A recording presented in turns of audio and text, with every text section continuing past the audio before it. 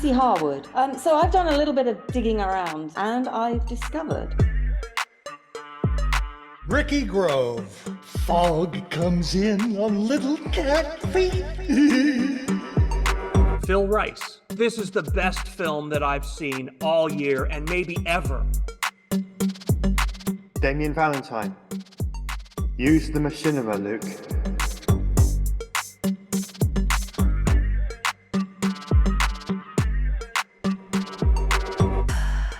Hello and welcome to And Now for Something Completely Machinima, the podcast about machinima, virtual production, and related technologies.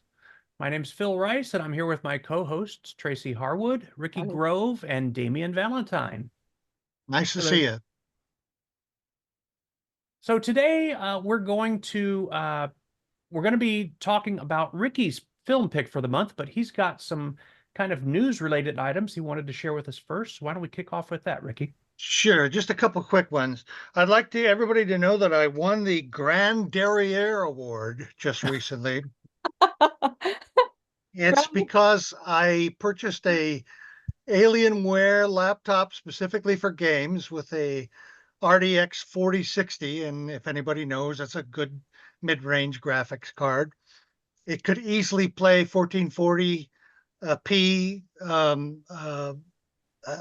type videos and capture.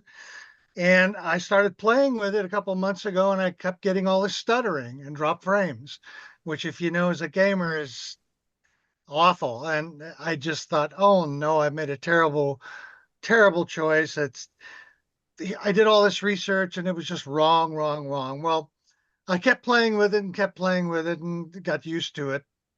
And finally, one day, I was fiddling around with some settings, and I noticed that Windows 11 had set automatic selection to the video renderer for whatever I was doing on the desktop. Now, the motherboard that I have has two types of chipsets. It has a chipset that's a discrete that is a general video renderer that you use for going to YouTube and all that stuff. And then it has the RTX 4060. Well, the default setting is auto, and Windows 11 chose the general chipset on the motherboard, which was in no way could handle gaming. So I went in and I changed it from audio, and I selected the 4060 for the game. Voila. Everything is flawless. It's perfect. And I felt like such an ass for not thinking about that possibility. So I invented an award called the Grand Derriere Award. And I am the first official winner. I think perhaps in the future we might be awarding it to other members of this group, but I'm not going to speculate on that. I'll just let it go. So I just wanted to give you a tip. If you're having troubles with a new laptop and it's stuttering in your video, check the graphics settings. And if Windows 11 has set it to auto, it could be choosing the smaller chipset instead of your graphics card. Just change it to the program. You can actually drill down to any specific program you want to choose to render, but make sure it's using that 460 that you paid all that money for. So in that's your my defense, first. Yeah, in your defense, though, Ricky, it's the way that those things are supposed to work when they're working right is that the operating system will detect what type of application is running, and so if it's a game that would use a 3D card, it's supposed to switch over automatically. That's the way auto is supposed to work. So it is very interesting that it for whatever reason was not working. So yeah, that's a good tip. Normally you don't have to fiddle with that on a laptop. It will use the appropriate card Right. where That's it's the supposed idea. to. So yeah, that's interesting. Which it's part of the reason why I never suspected that it wouldn't be using it, because I just assumed that it was using the 460 until I found the settings. But just in case, if you get a new laptop and you've got a fancy dancy card on it, and it's stuttering, it may be that it's not using the high quality 3D video card on there. So check it out. The second thing is that I am upgrading my system that I built about 3 years ago, which was an ATX size, and I'm moving to a mini ATX because I found the process of doing that and the research on it intriguing. Now, a mini ATX is a little more than half the size of the computer that I had before. And it's hard to believe that you can put all of the components, including a full-size GPU.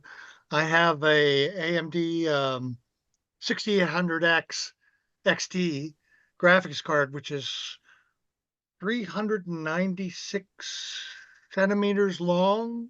It's a fairly long one, and it fits perfectly in this case, which is a Lee A3 Dan mini ATX case, which I heard about.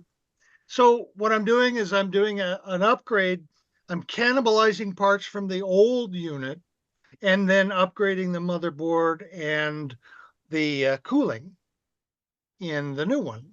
So I realized part of the reason why I do this is just because it's fun to do, but also because I get to use new technology and research new technology. And it's a lot of fun. And the total cost of the upgrade is somewhere between $600 and $700 Oh, for that's not bad at all. an improved CPU, an improved RAM. I'm going up to from 16 to 32 gigabytes with a faster speed, and the computer will actually sit on my desk. It's gorgeous. It's a beautiful computer. But I just wanted to tell everybody that an alternative to buying an entirely new system is to research, and that's the most fun part, is doing all the research. Research what you have versus what's new that's compatible, and then upgrade in that method by cannibalizing parts from your old system, because you'll save an immense amount of money. It's a lot of fun, and you end up getting a much improved performance. That's And good to there's know. lots of the mini ITX format is just fantastic. There are about 8 cases that have come out by Lee, Cooler Master, Thermal Take, several other groups that just have unbelievably beautiful cases. I mean, they're aesthetically remarkable, and they're so nice and light and airy. You can, and they actually allow you to use liquid cooling in it, although you have to figure your space requirements pretty well. And all of those prices have come down massively. If you buy 2023 liquid cooling, you're paying half the price that it came out at. You can get pay for $120 for a liquid cooling for a mini ITX that works perfectly, flawlessly. Now, I like AMD processors over Intel because Intel runs hotter and has more and draws more power. So I like the AMDs, but liquid cooling works perfectly on an Intel. So anyway, to keep this short, um, I'm having a lot of fun. I'll do a blog post on our post to show you what the finished product is and what I went through and everything. And one last thing, I discovered a new build maker on YouTube that I want to recommend. A guy named Mr. Matt Lee, and that's the name of his channel, Mr. Matt Mattle. He does a brand new type of build video, meaning that he starts with the components and then he builds the entire computer to turning it on and showing you how it works.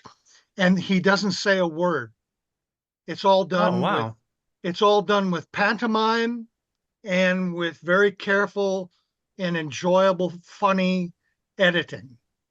And he shows you the process. So any problems that come up, he allows it. Like, for example, in one video, he made a mistake and he didn't figure the size of something. And so he goes to install it and it won't install. And so he stops and he's like, you see this, oh, am I an idiot kind of thing. And he takes it out and then he has a thing. He says, what an idiot. I did this and here's the new thing that you can do. And he shows you the new thing that he did. So, and he does it without that high, you know, you got to get this. This is great. This is brand, this crazy high energy build video people that I just can't stand. So anyway, if you like cool, laid back build videos. Mr. Matt Lee is the guy to check. And he does everything, mini ITX, ATX. He does budget, he does high end, and he's very funny. He does pantomime. And at the end, he does outtakes of things like, for example, at the beginning of one of his build videos, a guy from off camera throws him a screwdriver and he catches it flawlessly and then goes down to build. Well, it took about 7 takes to do that. And he has all of the takes of the, the screwdriver hitting him in the head, the one that he misses and falls down, it's just very amusing. So Mr. Matt Lee, and that's it. That's all I have for my notes. Now going into my pick for the video that I chose. Now, I know you guys admired my last video pick very much. I know Phil particularly admired it, and Tracy admired it very much. Damien was the only person who didn't use the term admired. So I wanted to make sure you guys knew that I cared for you. Thank you. I chose a machinima that you wouldn't admire, but you would enjoy. Okay? So the name of this choice is The Game of Video. It's a machinima video essay, and the author, the creator is Collin Aull, Aull. He's an Orlando-based filmmaker who does digital video. He's done several experimental films. He's also interested in classic type videos. He's an imaginative filmmaker, and this is an essay which surprised me that we would find one here today, that is a brief history of machinima. Now, it's only about 8 to 9 minutes long, so that sort of time length, you're going to leave a lot out. So I accept anybody's criticism that, oh, he left this out, he left that out. But I think as a general overview of machinima and its development, and its current state, I think it's pretty interesting. I like the production values. His narrative voice, he's obviously not somebody who does a lot of narrating, because he tended to read in somewhat of a monotone, and it sounds like he's reading from his script. But that's not too bad. I mean, for Christ's sake, I watch television documentaries that have that quality in it, that are on a professional screening. So although it would be nicer to have somebody who was more skilled in narration, it didn't hurt it. And he covers everything well. At one point, he makes the mistake when he talks about the original machinima.com. He puts the logo of the future of machinima.com on there. I was disappointed that he didn't at least go to Google archive.org's Wayback Machine and get a screen capture of the original machinima.com site, which was very distinctively different from the other one. So that was a bit of a misnomer, but I didn't catch him in others. I think, Tracy, you'll probably be able to help us for if he made any other mistakes, which I'm sure he has. But the thing that his perspective is, talking about games, he says he came for, at the end of the day, he says, I came for the experience of the game. And that echoes my feeling about gameplay.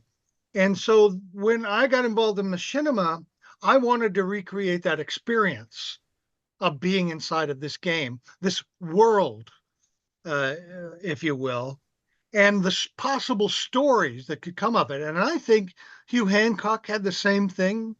He wanted to bring qualities of literature and movies that he liked and bring them into machinima, and used games that had a similar mood to the stories that he wanted to tell. I think the very good machinima filmmakers do that. A Half-Life 2 machinima is very different from a GTA machinima. And so the idea of using experience as the focal point of machinima is very good. And then at the end, he has a really interesting, he quotes a guy named Miltos. I can't even read my own writing. Miltos Morella's Manifesto of Art After Video Games, which I thought was really a very useful pointer towards the future of video. We'll get into more discussion of this as Tracy brings out different qualities, and you guys have comments, and we'll save that for the end. But that was my take on it. I liked it. It wasn't a brilliant machinima, but I thought it was if somebody was coming to machinima for first time, this is a good way to teach them about it. All right, have at it, you guys. Ricky, I think what you just said, if I had to explain what machinima was to someone, this is the video I would send them to give them a sort of introduction overview of how it all came together and a look at some of those early films. It did bring back a lot of memories of those Yeah. early days. When he started talking about Hugh, I found myself missing Hugh and Yeah, his input. So I me had to too. pause it. Yeah, I had to pause it to give myself a moment before I could Collect continue after yourself. that. Yeah. But yeah, I thought it was interesting. It's a good way to look back at the medium. As a film, it's not particularly groundbreaking or anything, but it doesn't need to be. It's just explaining what machinima is. Yeah, you're right. It does miss things out, but that's to be expected because it's such a short video. I think the key moments are included. You don't have to include every single detail, every single film that's ever released, because you'd be there. This thing would be weeks long if you did that. But you know, he showed some clips in different films. I thought, oh yeah, I remember that one. And you know, there was some pictures of interviews with Hugh Hancock, and he didn't focus on them long enough to read them. But I suppose you could always pause it and then have a read and then resume. So yeah, this is a very good sort of mini documentary, I guess, of machinima. I really liked it, and I'm kind of interested to see if he'll make any more because obviously there's a lot more to say about machinima, Yeah. and I thought he did it well, and you know he could explore more of this art form that we're all big fans of, Yeah. and the community By that the we're part way, of. one thing, thank you, Damien. By the one thing I forgot to mention is that this is an interesting perspective of somebody who was not there when machinima started. Hmm. It's a perspective of somebody who's post machinima, who's probably tail end of machinima.com, the new machinima.com. So I thought that was an interesting way to look at it. In a Plus- way, I think that may be a big strength of this film. Damien, I feel the same way that we've seen, oh goodness, especially in the early days, there were a lot of machinima makers who would make a what is machinima film, right? Machinimated Studios, Jonathan, I can't remember his last name, ended up going to work for BioWare, I think. He made one, Frank Fox made one as well. It was done quite a lot, but all of those were made by creators, and so the emphasis was on how it's made. Like that when they were defining machinima, it was from the creator's point of view of this is how it's made. So as a result, I think those films are those approaches would be more interesting to somebody who is a maker of it.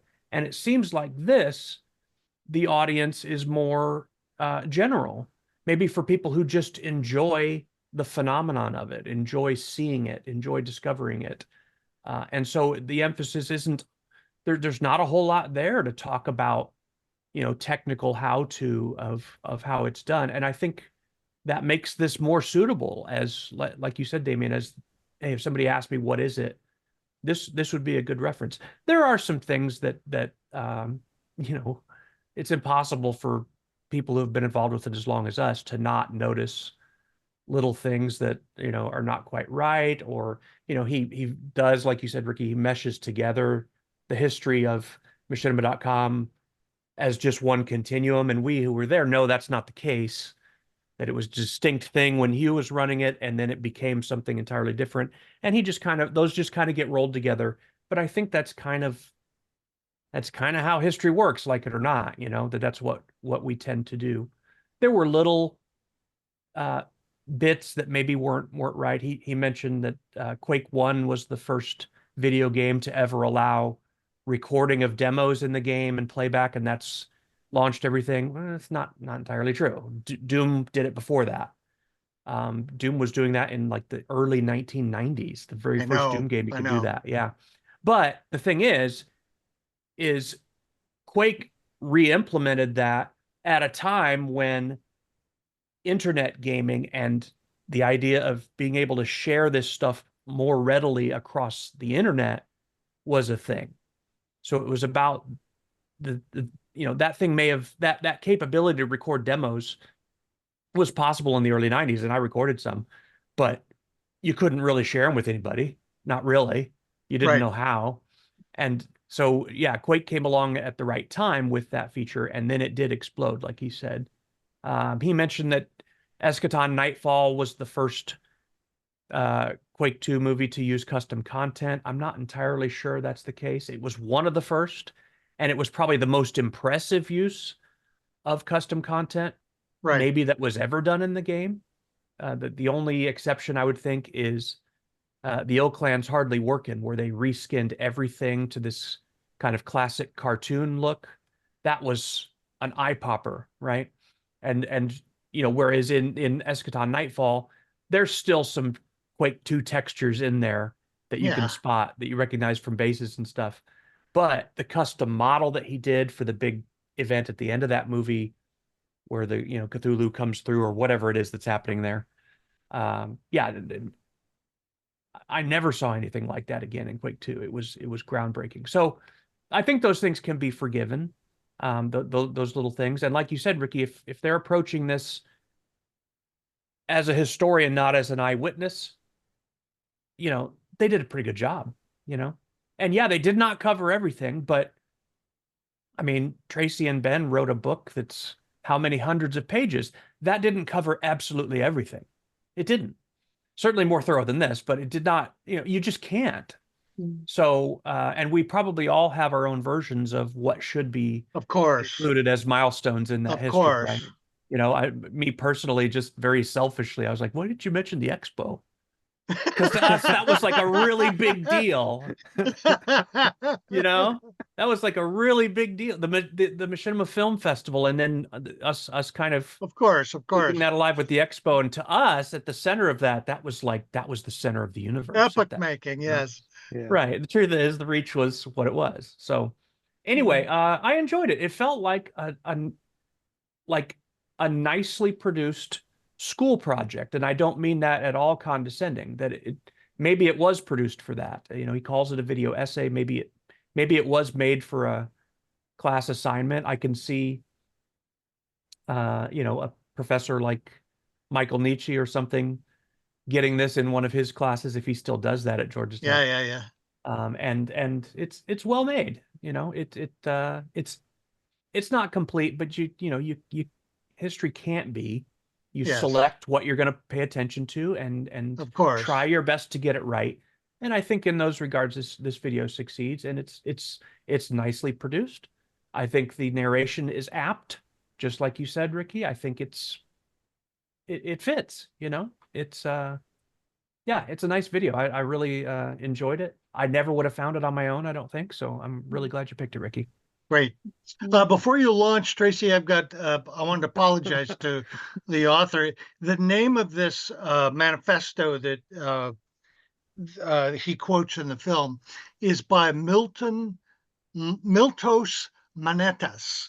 It was written in 1997, and it's called Manifesto of Art After Video Games. And the main point is that he says that video games aren't games, but EVR, extended versions of reality.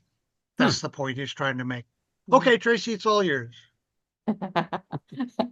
Great. It's an interesting pick for a whole range of reasons, I think. But I agree, Phil. I think this is a student project, not a school project, but maybe university student project. I got the impression this was a kind of 20-year-old guy, possibly on a game studies, critical theory kind of type course-ish.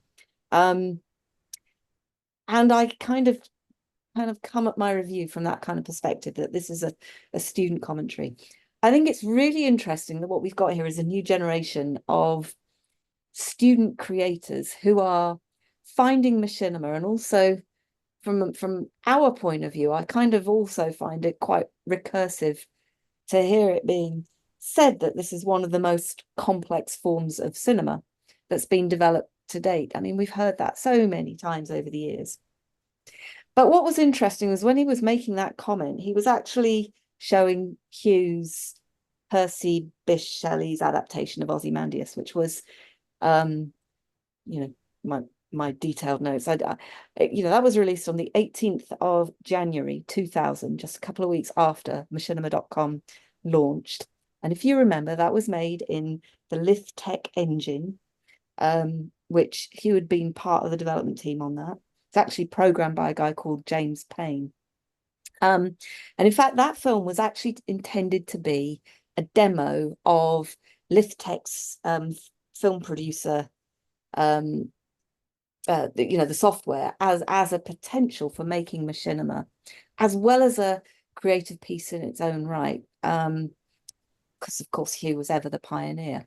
Now, you know, whilst I appreciate this guy was sort of picking out machinimas and commenting them as machinimas, I think that whole bit about the pioneering activities that the early you know, machinima creators were involved with was largely missing in this review, which was a bit of a shame, because I think they're missing a trick, even though he's kind of commenting on the complexity of it as a creative medium, but they're not really clearly going into the great depths that they need to fully understand what it was all about.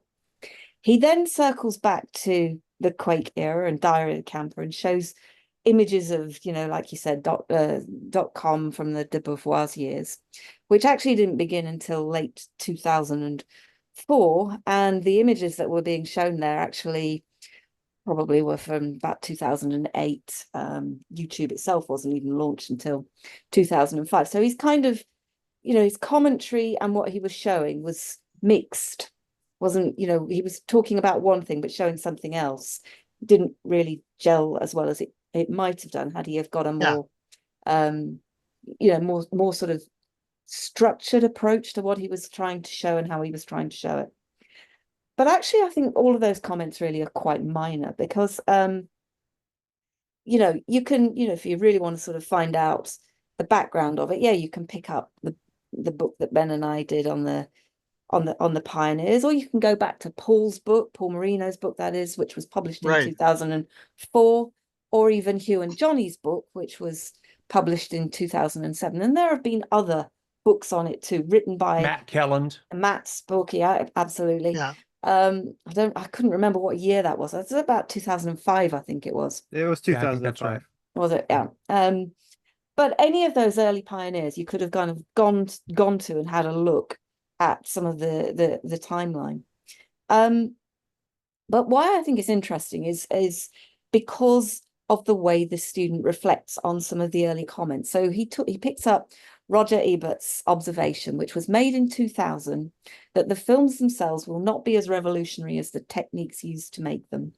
That out of those basements and bedrooms will not come cinematic art, but elaborations on the themes of video games. And, you know, I was thinking about that and the point that he was trying to make there, which was that was an incorrect observation. And you know what? For 90% of the machinima content that now, you know, you can now find on, well, millions of YouTube channels, I think Ebert's comment actually was probably pretty spot on. But for 10% of the other, you know, the other sort of 10%, I think this guy, Aull, is actually spot on. Because for that 10%, Ebert was way off in his thinking. The quality of the content that we've seen over the years has just grown and expanded, and it's become more creative as new tools have evolved. Not in the way that the early pioneers did it, which was to, you know, if they couldn't make something work that was inside a game, they would create it themselves. I mean, we don't see that so much these days in the way that the early folks, people like Hugh and whatnot, really did. And as we were talking sort of off screen just before we started the recording today, you know, quite a lot of the stuff that we see now, which is of such great quality, is not even called machinima anymore. And I'd say most of the people that are doing machinima these days probably haven't even heard of the term. So it's really interesting that this guy, as a student, is picking this up and saying, yeah, there's all this history there. It's it's a fascinating creative form. It's kind of a portmanteau approach to creating really interesting forms of entertainment. And it's just got better and better over the years. Its growth, of course, is partly because the breadth of the tools continues to grow, which has basically made it a lot easier for people to create stuff, because people have learned how to create stories as well, from the literally thousands of shorts that they look at across all these different streaming platforms, and also because there is now such I think incredible diversity in the 3D environments, the games themselves that are used, but also the way that people are actually integrating the films that they enjoy, which inspire them as well, and use these things to sort of create ever more interesting things that push the boundaries of what they're really interested in. Right. You only have to look at the hundreds of works we've reviewed, I think, to date on this channel, to see just how wrong Ebert was in that observation back in 2000. But not wholly. I don't think he was wholly wrong, because I think there's a large drift of dross, so to speak. We have to remember, though, that Ebert came from an era in which when you went to watch a film, you went into a theater with an audience. Absolutely. You didn't sit down and pull up Netflix and crush 14 episodes of a brilliant series and watch it on your laptop screen. Absolutely. Honestly, given his background, it's remarkable that he came as far as, in his opinion, that he did, like, I think that's part of why him having even remotely positive things to say about the phenomenon was such a shock, because that was not the typical position of film critics, let's say. No, that's right. Towards the medium. It was very negative. And at film festivals, they were hostile, openly hostile to the very notion of it. So him coming out and having a more balanced view and frankly a progressive look at it, for someone who, in the 80s it was Siskel and Ebert, right? We remember that. Right, so, right. Yeah, he was a unique he's a unique figure. Is he still around? He is still around. No, he died. Passed away? Okay. Yeah. And I was just going to say, actually, had he still been alive, I bet he'd have been absolutely fascinated to see how it's evolved over the years, because he was, like you say, a big advocate for machinima over many years. I think he died in about 2005. It's quite a long time ago, wasn't it? It's I think I wrote a bit about it in the book. I can't remember exactly when he passed, but I know that he was ill and stuff. Yeah. Well, like I said, I think what what's happened, and where the student makes another interesting observation, is that now machinima's got kind of less of an obvious community focus than it did in those kind of early days. I mean, for all the ways that we criticize machinima.com, one thing it did do was raise the profile and be a focus. And it's kind of interesting that this guy is probably pre the .com years, really. I mean, he probably grew up looking at it, but possibly he wasn't fully aware of what the backstory to it might well have been. So I agree with him in some senses that machinima, good machinima, certainly is harder to find than perhaps it might have been in the .com years. Although I think there wasn't great content on the .com channels. But if we were to unpick it even further, well, like I said, the channel .com was full of largely what I would call total drivel. I'd go even further. I'd say it's clickbait and advertising for games, where a generation of creators were actually tricked into the process of mass producing content to feed an organizational machine that just basically bled them dry. Believe me, I'm sympathetic to your point of view, but if we go down that road, we're gonna Yeah, add another 20 minutes onto our indeed. session. So But what we're left with, and if you can be bothered to search, is I think much more original work now than even in the .com years. And the stuff that I think survives on YouTube has the eyes because largely it's taken its audience along with it. right, Um, exactly.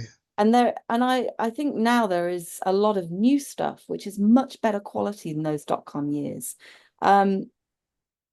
So yeah, I think there is a problem with no central landing points. We do talk about distribution as being one of the biggest challenges that creators face. I don't see any solutions to it really in the near future, if I'm honest. What's the term that he uses? He uses the term there's no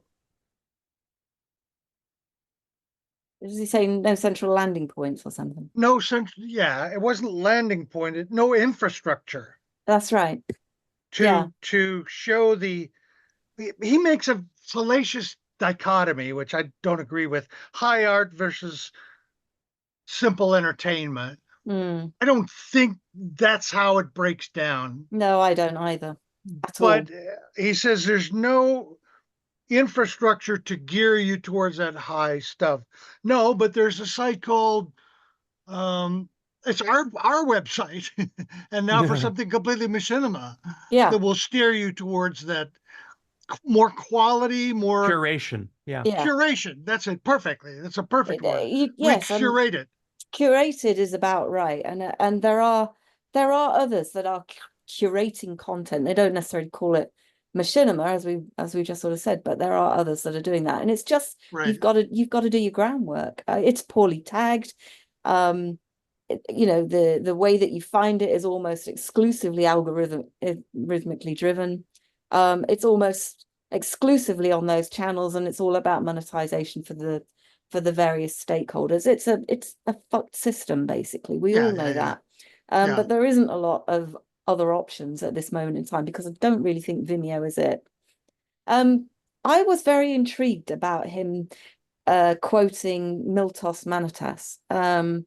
Not really an artist, I'll be honest. So I'd ever really connected to the machinima movement before. In fact, the one that I always connected to it that never really even mentioned the term was Lev Manovich. It kind of feels, I think, how can I say this? I think it's ever more interesting that people are picking up various artists and critics to comment on the emergence of I guess what they call machinima is a kind of a conflated practice. I think we'll continue to see people critique machinima in game studies, but I think what's interesting is that we're seeing it being used more in digital art courses now than we ever have before.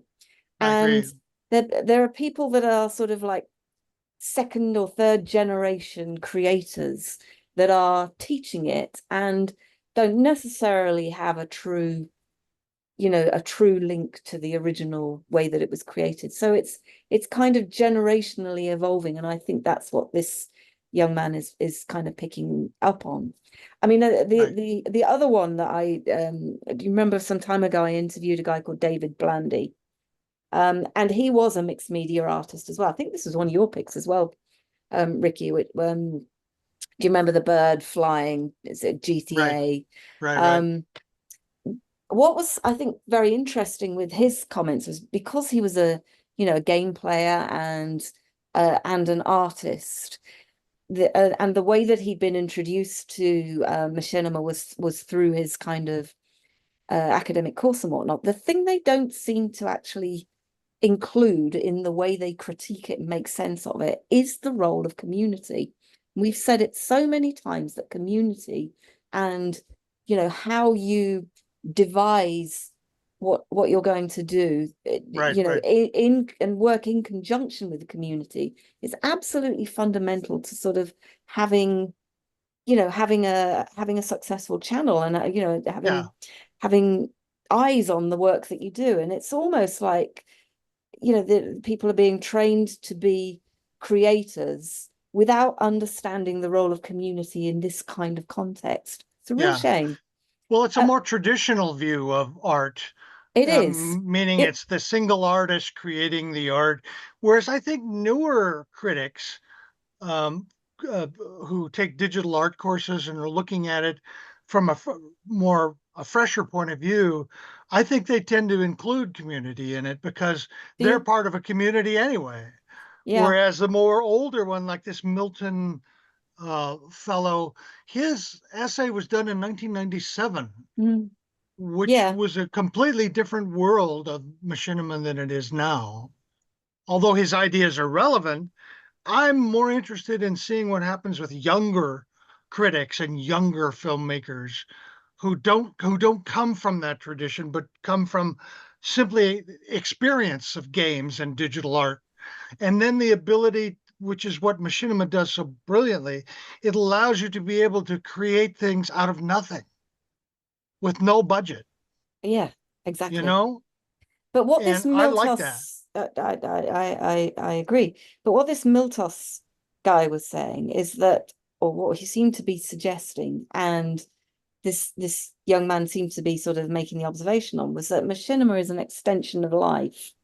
Because he basically, you know, uses this guy to sort of say that, you know, games are an extension of who we are. So everybody is kind of, Play. yeah, yeah.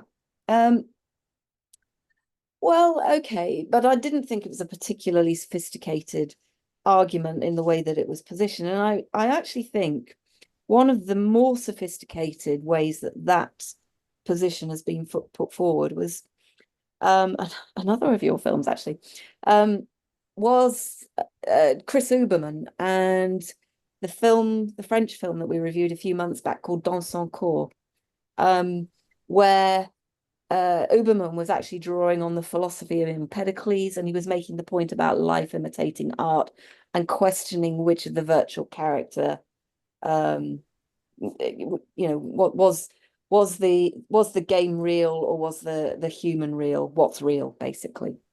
And I thought that was a much more interesting position, not unlike what's being argued for here, but without a lot of great depth in the thinking of it. Well, for an 8-minute video, he still, at least he has an approach. He I think does. that he chose that approach in order to give machinima a sense of seriousness, that And it's I not just a game, goofy game thing that people are making. And although you're right, it's not a sophisticated argument, it's still a reasonable argument that can be made that helps give machinima a certain weight, it that does. otherwise wouldn't have. I completely agree. I'm just, you know, giving you benefit of my thought on it. I mean, I guess I'm also quite intrigued by the fact that we every now and again we all pick up a video like this, and through the process of the reviews that we see of these students doing these kind of video essays, where you know, it's not like going to Wikipedia and seeing how people change the history of machinima, but it's not unlike that in some ways. You know, we're kind of seeing history evolving through the way that generations interpret the work. I mean, in terms of the quality of the machinima film itself, I thought it was a little bit jumpy. I thought the film selections were really interesting, but it didn't really follow any kind of narrative demonstration of the emergence of machinima or the types of storytelling that have evolved. Didn't really support the points that he was making as well as it might have done, I think. But what I got from it was that it's clearly what he showed with it was clearly his personal journey of discovery, as a you know, somebody interested in machinima. And you know, it's his point of view and his counterpoint to what he's seen that is particularly relevant in this kind of film, because as everybody here has said, there is now so much history to this. There's so much content. You can't possibly sit and watch the whole lot in your lifetime if you even attempted to do it. It's just impossible to do it and then to make sense of it. So I think he's done an excellent job, from that kind of perspective, to take a position and present something that puts across his view of how it's evolved. So really interesting to see it. Thanks for sharing it.